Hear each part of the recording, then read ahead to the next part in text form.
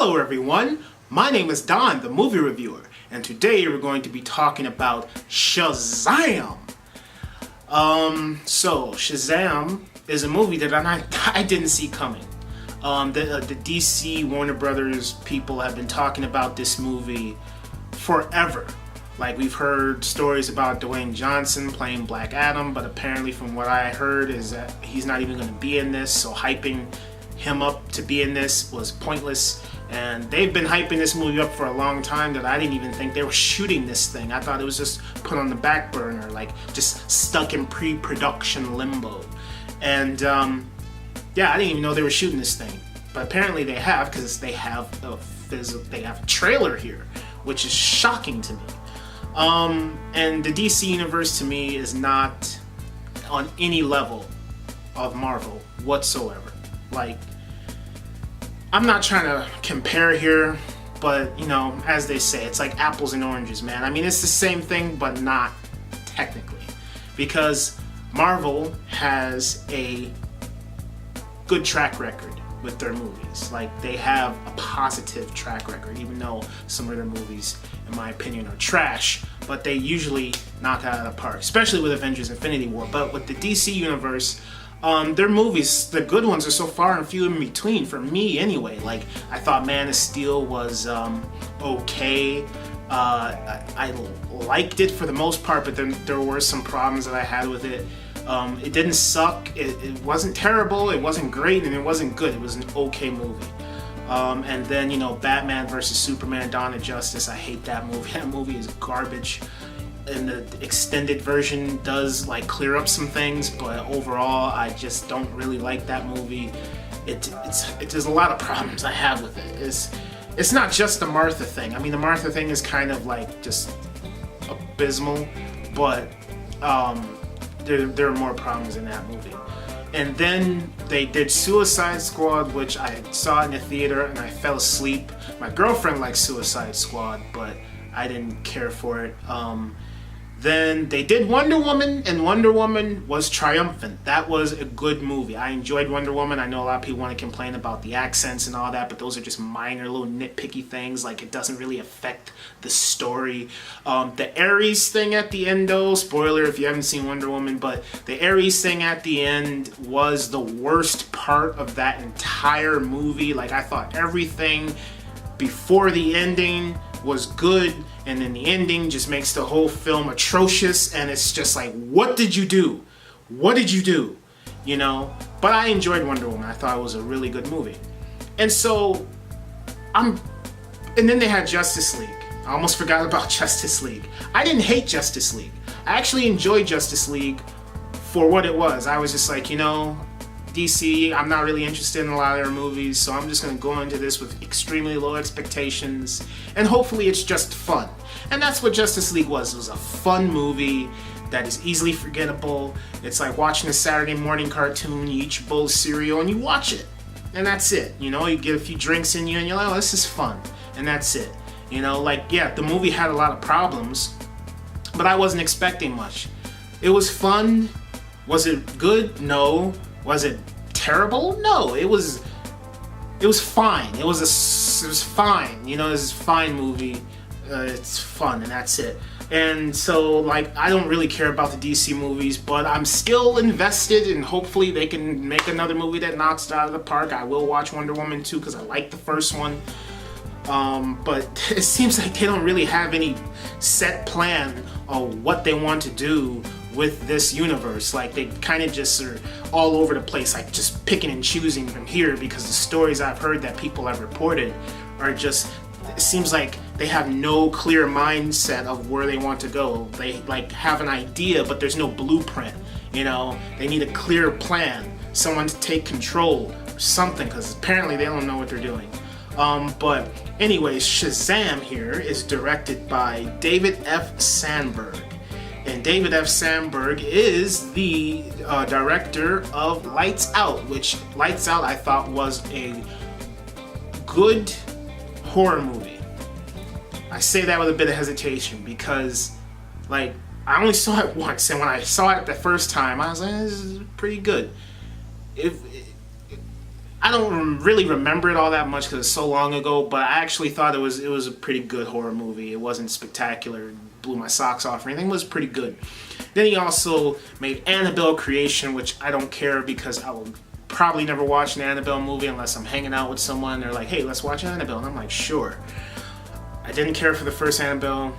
Don't care for Annabelle Creation. Haven't seen it. So I don't really know. But Shazam, it's like, you know, what a lot of these studios are doing. And this is a really good thing. I commend these studios for giving people a chance because they're getting these, you know, indie directors or these directors who have really just only known how to work with small budgets. They're taking these directors who have had successes in the indie genre with their smaller budget films, and they're giving them this staple of a superhero movie, something that is larger than life, something that is going to have to hit cinematic wise, it's going to have to hit visually, it's going to have a large scope, it's a superhero movie. You know, this isn't something that's going to be this is not going to be simple. And then you're dealing with a franchise here, mind you. You're not just dealing with something that just a one and done thing. Like, if you knock this out of the park, look at what that can do for your career. And if it sucks, look at what that can do for your career. It can go either way. This is a huge risk, you know, for a studio and the director and everybody. But I can understand because, you know, it saves the studio money, and then it gives indie director a chance to shine and prove themselves, and that's great. That I commend the studio and the director for taking this chance. But based on directing wise, hey man, let's see what he does. We don't know. And then we have the writer of Shazam, Henry Gayden. Henry Gayden, let's see here, and then my laptop. Henry Gayden has only written one movie that I know of, which is called Earth to Echo. I heard of it, I have not seen it, so I have no idea what to expect in the screenplay, in the story of this movie. And the movie is also written by a guy named Darren Lemke. And Darren Lemke, let's see, his writing credits: Goosebumps, which I have not seen. I did like the TV show, but I have not seen the movie yet, so I don't know what to say about that. He's also written a screenplay for Turbo, which I've heard of, but I have not seen that either. Jack the Giant Slayer, which I've heard of, not seen, so I haven't seen any of this guy's movies that he's written. So yeah, this is something that I don't know who the hell Shazam is, really. The only thing I know about Shazam is from what I've seen in like animated movie of like it's a kid who gets these powers and then he says Shazam or something and he turns into a superhero. That's all I know about Shazam. Anyways, without further ado, let's see if this movie looks any good or at least promising or something. So let's get into it now. You've run from foster homes in 6 counties. I can take care of myself. When you're 18, give these people a chance, because that's what they're giving you.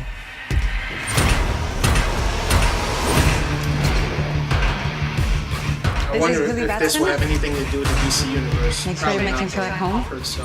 They seem nice, but don't bite. It gets real Game of Thrones around here. Dude, just messing around. You look at me and you're like, why so dark? You're a disabled foster kid. You've got it all. If you could have one superpower, what would you pick? Oh, the battery. Everybody should Superman. You know why? So they can fly away from this conversation. No, because heroes fly. Well, you need your fake family to stand up for you? Hey! Man, sorry about that. Hold up! Bandit! Get out the way!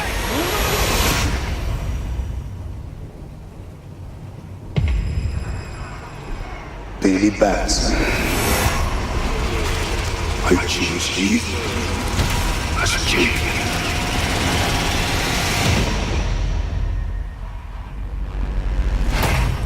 I have no idea what's going on. Hello? It looks appealing, though. So my powers may flow through you. But I don't know your name, sir. Shazam. Wait, for real? Say, okay! Shazam?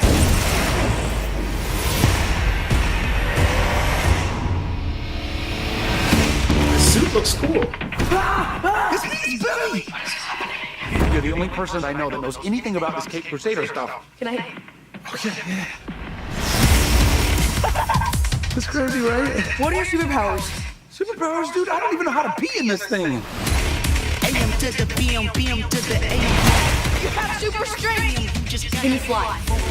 If I quit your band, I still rap with Sadie. If I quit this season, I still be the greatest. You okay? Why are you talking? Be on hold. Sit down. You know, I don't think that's gonna buff out. Your phone's charged. Your phone's charged. Like a bad guy, right?